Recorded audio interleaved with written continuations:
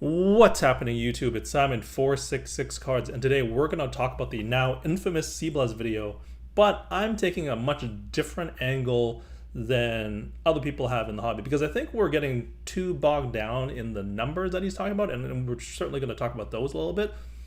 But I want to take a step back because I think we're missing the forest from the trees because I find the overall context of his video very interesting. So I'm going to play the very beginning part because I find the very beginning to be the most interesting part of the video. So let's jump right into that. A lot of the people that you used to think are big breakers, they're actually not anymore. They're turning into repack companies. So that's the first part. We're going to kill it right there.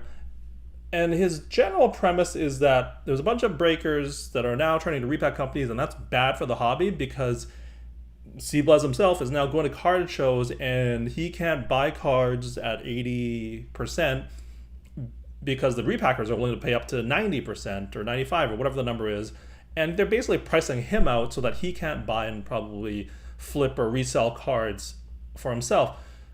So let's take a step back. Let's take a look at the numbers that he talked about in his video. I know that people like Gio from Sportscards Nonsense, Dan the Cardman have said that actually some of these numbers are overinflated, but we're gonna go with them for argument's sake because as you'll see by the end of the video, it doesn't really matter.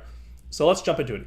He's saying that these repackers are pricing in cards at 150% of the comps so that when a customer, someone in the hobby, buys in the comp or buys into the repack, they're paying 150% of comps. What they're getting is obviously the cards themselves, which is on average 100% of comps.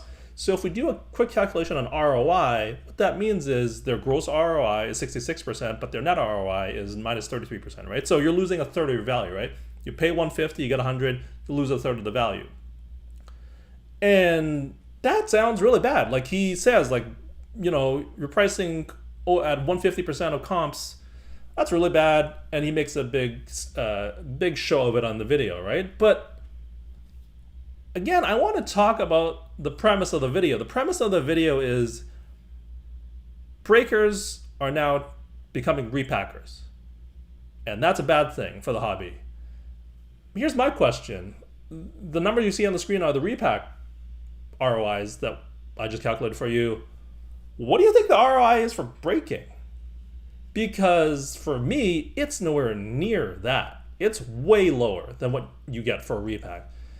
I'd say 30% gross ROI, which means your breaking net ROI is minus 70%. It's way worse to open a box or to break or whatever, right? And yet, where's the outrage video from cblez on the poor ROI for breaking? Don't really see a video about that when it's way worse, and when he's making this video about how, you know, repacks are so bad for the hobby, they're so bad for customers who buy into them because the ROI is so bad, but it's like, well, where's that same video and outrage about breaking? And I think we're going to be waiting for a while for that video from cblez because, well, guess what? He owns a sports card breaking business, right? This is it. Whether or not he still owns this interview was from 2022, I believe. Whether or not this still exists or he still owns this or he sold it or whatever, but he had no problems making money from a breaking business that had poor ROI for the hobby. But he didn't make a video about that for pretty obvious reasons because he's benefiting from it. But oh no, now he's getting priced out by repacks from being able to buy and flip cards. All of a sudden, it's a big problem in the hobby, even though I'd say the number of repackers, the number of people that buy into repackers is way less than the people that are breaking. And so I found his video to be just a textbook case of selective outrage. You're outraged about the thing that affects you because you now can't buy and flip cards. You're not outraged about the thing that's actually way worse in terms of ROI, which is what you're talking about, but you're making money from it because you run a business doing it. And so I just found that from a psychology perspective really, really interesting that complain about the ROI for one thing, don't complain about the ROI for the other thing because you have a business based off of making money on that big ROI gap. So that's it. That's a quick video here. Would love to hear your comments below. To me, the video itself, it's kind of hypocritical, if we're just gonna be honest. There's no other way to say it other than that. But I would love to hear your comments below if you think I'm missing the boat on this one. As always, we preview the next video. We're gonna do something a little bit more fun. We're gonna talk about how to set up at a trade night. I was at the Toronto trade night a couple weeks ago. Had a lot of fun.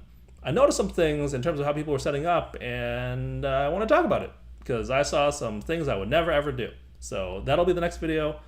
Thank you as always for listening and watching, and I will talk to you all soon. Cheers.